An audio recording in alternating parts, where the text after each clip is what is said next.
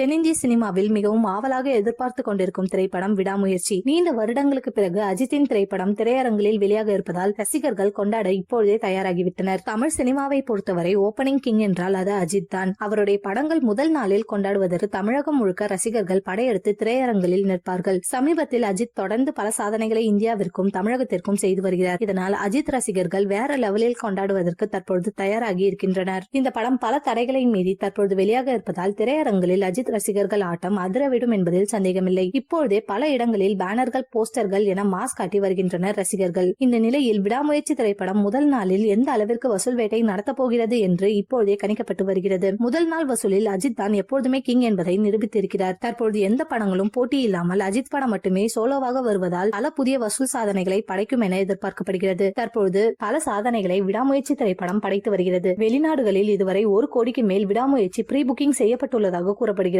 மேலும் ப்ரீ புக்கிங்கிலேயே மாபெரும் சாதனை இந்த திரைப்படம் படைக்கும் என கூறப்பட்டு வருகிறது. தமிழ் திரையுலகில் இதுவரை இல்லாத அளவிற்கு வரலாற்று சாதனைகளை முறியடிக்கும் விதமாக விடாமுயற்சி முதல் நாள் வசூல் இருக்கும் எனவும் கணித்து வருகின்றனர். தற்பொழுது அஜித்தின் மார்க்கெட்டும் உச்சத்தில் சென்று கொண்டிருக்கிறது. விடாமுயற்சி திரைப்படத்திற்காக 105 கோடி சம்பளமாக வாங்கியிருப்பதாக செய்தி வெளியானது. இதனைத் தொடர்ந்து அடுத்ததாக நடிக்க இருக்கும் ரெட் ஜெயின் மூவிஸ் நிறுவனத்திடம் 225 கோடி சம்பளம் பெற்றுள்ளதாக கூறப்படுகிறது. இதன் மூலம் இந்திய அளவில் அதிக சம்பளம் வாங்கும் நடிகராக அஜித் மாஸ் காட்டி இருக்கிறார்.